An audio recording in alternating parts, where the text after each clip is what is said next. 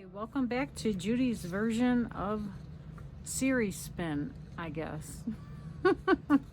Okay, so thank you for coming back to my channel. I hope you enjoy these videos. I have all of my supplies on a list here, and I numbered them 1 through 113. I use Siri to pick out 5 numbers, and I try and use those items on a layout. I also have it pick a layout design or sketch. But I found a sketch I wanted to use for a certain picture the last time that I did this, and it is this one here. My dad turned 89 this year, and I wanted to do a layout for him, and I only have one picture, so this layout right here works really good. So that's what the sketch that I'm going to use. And the numbers that I picked was 107, which was watercolor paper, which is a great one because I wanted to use white. And foam, which that's easy, foam adhesive, right? 86 is a scoreboard. So I pulled out my scoreboard from close to my heart. This is not available anymore, but it is a great scoreboard, so I will use that. And let's see, I don't need that. 57 was journaling cards. So I'm going to use a Sweet Safari paper collection again, even though my dad is 89 and this is kind of like a baby collection. It's going to fit for this perfect. Wait till you see. And 23 corner rounder. So I pulled out my corner rounder to use. And this is the picture I'm going to use. So you can see his shirt is that vibrant blue, which is in the collection from Sweet Safari. So it's going to be great. So we'll see what we can come up with. The first thing I'm going to do is go through these journaling cards and pull out any that I think might work with this picture and the idea of a birthday. I'm trying to get one that will work for my journaling.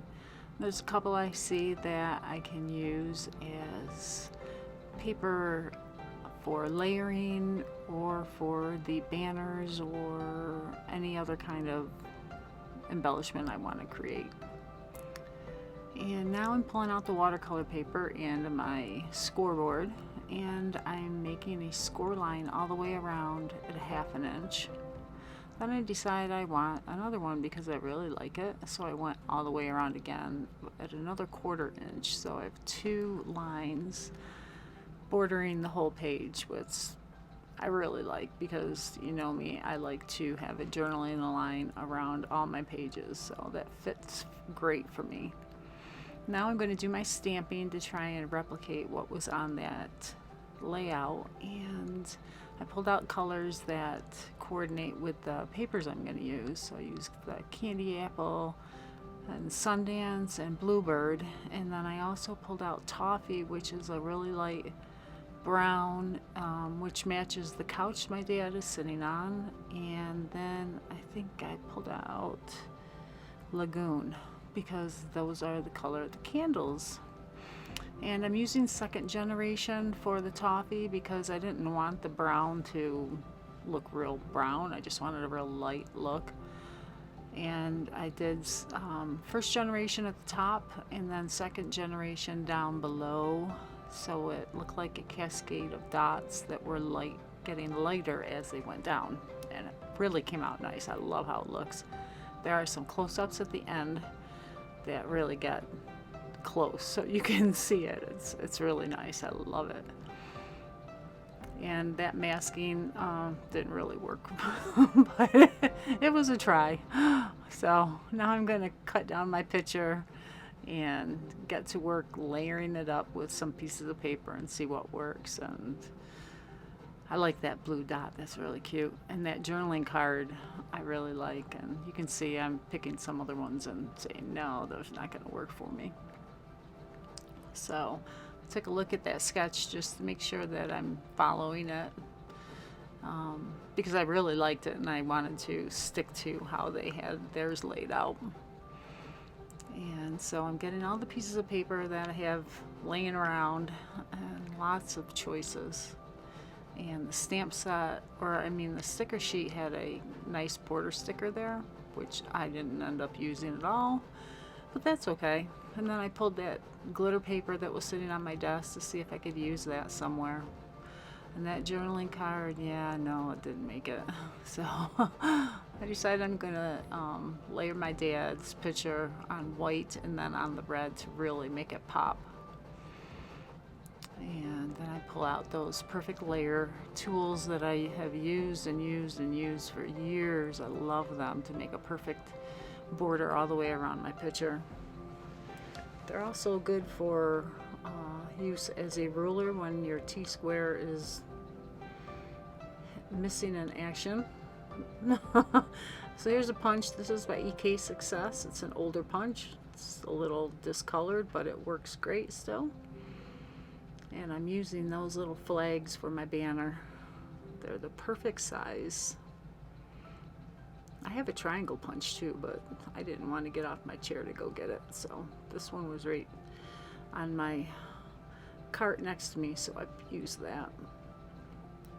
And here I'm just cutting up pieces that I can still use in other projects, even if I don't use them in this one.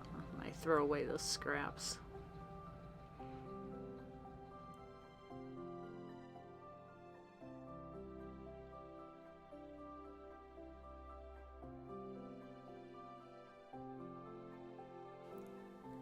Now when I'm going through all those papers, I'm generally looking for different colors to go in the banner, and you can see I have green, red, blue, and then the multicolor, and they look really good up there. And when I use my layering down below, I then again find the blue, red, green, and the multicolor to put under his picture. And then I'm going to get 2 long strips to use as bases for my title. And it's amazing to see what I'm doing now as I'm doing this voiceover, because at the time you don't even realize it. So that's a good thing, I guess. I took the glitter paper and I'm cutting it in strips because, oh my gosh, that stuff is great and it's expensive and I don't want to throw any of it away. So I'm going to put it at the top of my banner as a highlight type effect, and I really like how that looks. Yeah, I don't throw any glitter paper away. I don't throw any paper away. I am a paperholic. I admit it. No shame. Okay, I wanted to get on and show you what I have so far.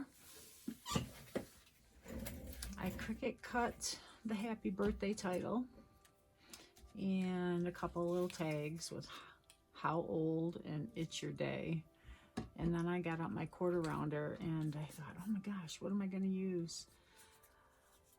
And I said, well, I'll try these tags. And it cut through this with the glitter paper. Really nice. I really like the look of that. It's really unique. So I'm going to do the rest of these, and then we will put everything down and see what it ends up looking like. So we're almost done with this.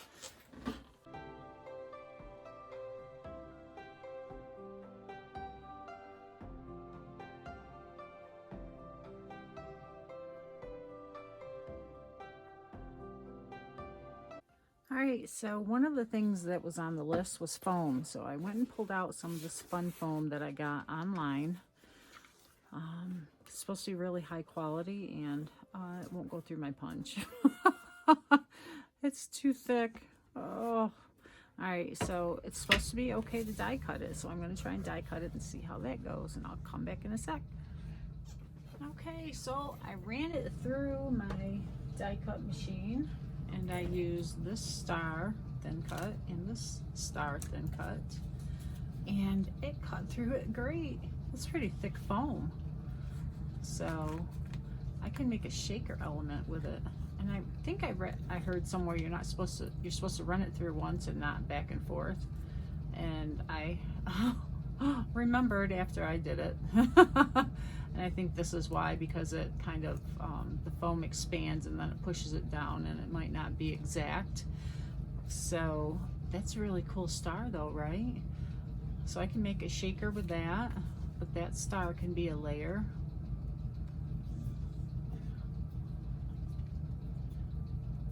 And this little guy can go in with those. So, and I got this left so I can run some more stars through there if I want to. Yeah, I got this off of Amazon. It was really inexpensive. I don't know what size it is. 1/8 of an inch. 1/8 of an inch wide. So that's good. See, I never would have done that if I weren't using my Siri to pick what I am going to be doing. All right. So now we're going to get everything laid down and get to work.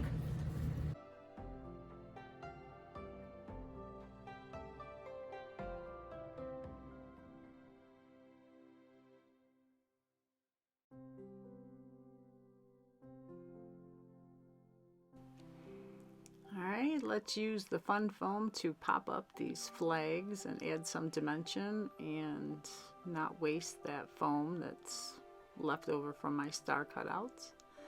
And I brought out this best glue ever that I got to try. It's real tacky. I guess when it dries it still stays tacky. It's like a glue dot type goober when it dries. But it was great holding these banners down with the foam adhesive. It gave me a little wiggle time, but then once it dried, they don't move, and they are rock solid now on the layout, now that it's all dried. So now I have all the little banner pieces there, and it's time to adhere the layers down.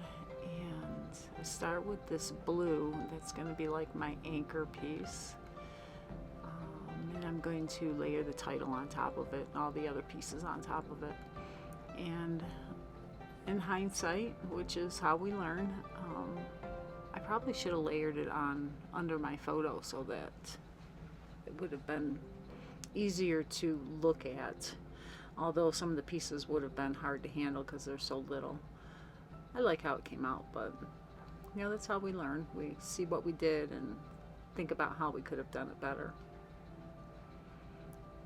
I really like how this layout came out.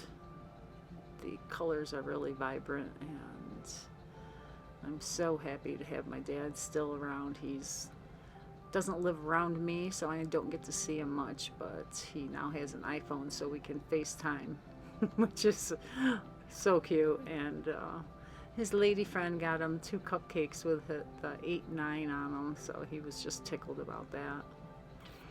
And again, I layered the picture up on foam so that it didn't get warped with the layers underneath it. If I laid it directly down, it may have had some lumps on it, and I didn't want that. And then you see the journaling card sitting on top of the picture protecting it, and I'm like, oh my gosh, I got to get that down under the picture. And I'm thinking, oh, it doesn't really show up against the white, so I need to outline it with the red. And now I'm looking at it and I'm like, oh, it isn't working now. I don't like this, but I need it on here. And I flip it over and I'm like, oh, I like that better on this side. So I was much happier because I have room to journal now. I didn't really have room to journal when it was in the vertical direction. So I'm going to adhere the rest of it down, and it's just about finished. I add some foam, some little foamies from the puffy sheet, the puffy sticker sheet at the end, so stay tuned for that. But right now I'm going to go through and show you how I do my triangles. I try to make sure the elements are in triangles. Like the circles that are there, I try to pull out a circle for something to put up in that corner, and I'm making sure I have blue in a triangle, red in a triangle, green in a triangle, the yellow in a triangle, and then the star shapes in a triangle. And the picture is always should be in the center or as near as can be. I mean, it doesn't have to be exact, but you can see when I'm laying these stars out, if I putting them there at the end of the birthday really looks better for whatever reason, you know, to have them over there. It just looks better to me. So, you know, it's just more pleasing to the eye when you look at it lay out like this. So I really love it. I can't wait to share it with him, and he'll probably not even think twice about it, but I like it, so I'm happy with it. And now I know how old he is, and I won't have to ask him every year. So this is where I'm going to pull out those. Oh, I'm going through making sure I have all my items from my list, and there are the puffy stickers, and there's different colored ones, and there's a circle one there, so I can get the circle up in that corner, so I have the triangle and the circles.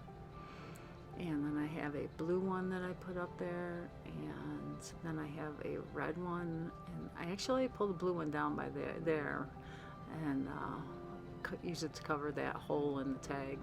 So thanks for joining me. I hope you enjoyed this. These are so much fun, and I will be coming back with another one soon. Take care. So I challenge you to do something like this, and let me know if you do. I'd love to hear new ideas. Thanks.